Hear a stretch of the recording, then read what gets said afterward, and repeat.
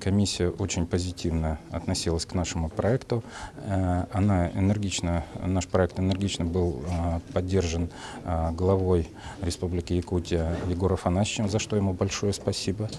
И за проект единогласно проголосовали все члены комиссии, поэтому я очень доволен, что наш проект будет двигаться, и наш проект поддержан государством. Это очень важно и для нас, и важно для тех инвесторов, которые вместе с нами будут работать. Наверное, сегодня это касается всех сейчас, кто развивает проект в нашей стране. Это проблема с привлечением инвестиций в условиях санкций. И тех, кто занимается угольной промышленностью, это проблема мирового кризиса угольной промышленности и низких цен.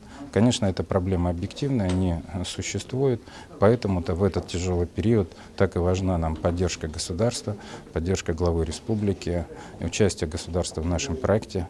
Это добавляет нам и нашим инвесторам гораздо больше уверенности в том, что все будет хорошо. Мы эти проекты одобрили.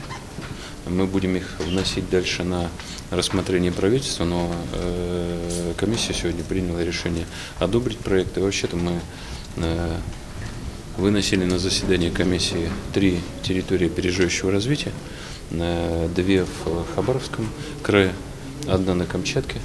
Все территории опережающего развития поддержаны и будут вноситься в правительство. Проекты приняты. Действительно, 2 проекта от Якутии. У нас очень активно принял участие в работе по подготовке территории опережающего развития и инвестиционных проектов в Хабаровский край. Вы уже назвали Якутию, Амурская область, Камчатка.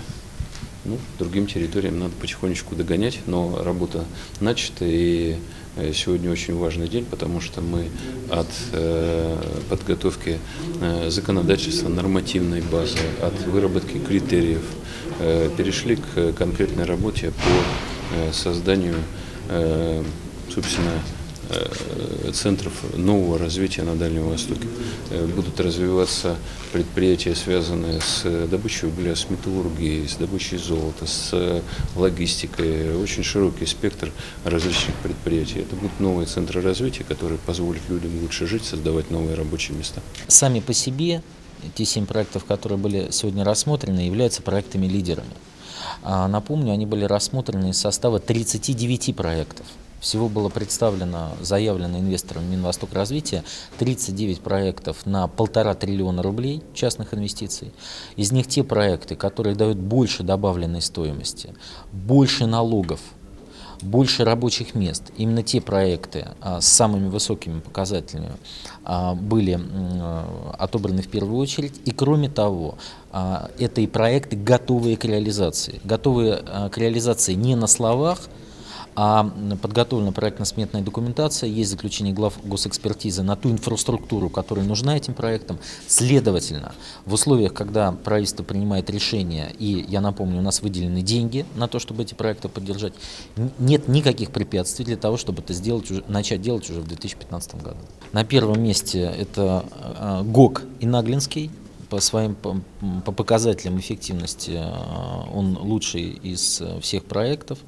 На втором месте проект строительства в порту Ванина транспортно-перегрузочного комплекса для перевалки угля. И на третьем месте это инвестиционный проект угледобычи, углеобогащения в Хабаровском крае. Вот те 3 проекта, которые по объему инвестиций, частных инвестиций на бюджетные инвестиции, по объему добавленной стоимости и по количеству создаваемых рабочих мест современных, они обладают наилучшими характеристиками. Причем эта процедура абсолютно прозрачна. Любой желающий может, собственно, ее проверить. Здесь нет никаких секретов. Все сегодня параметры были представлены членам подкомиссии. Нам в том числе в ходе рассмотрения проектов задавались и вопросы такого методического и расчетного свойства, и давались пояснения со стороны министерства и по этим вопросам. Это вот, знаете, такая, я бы сказал, экономическая математика. Ну и на 4-м месте как раз проект, о котором мы только что говорили, тоже очень хороший, важный, значимый проект для развития Амурской области, для развития Дальнего Востока.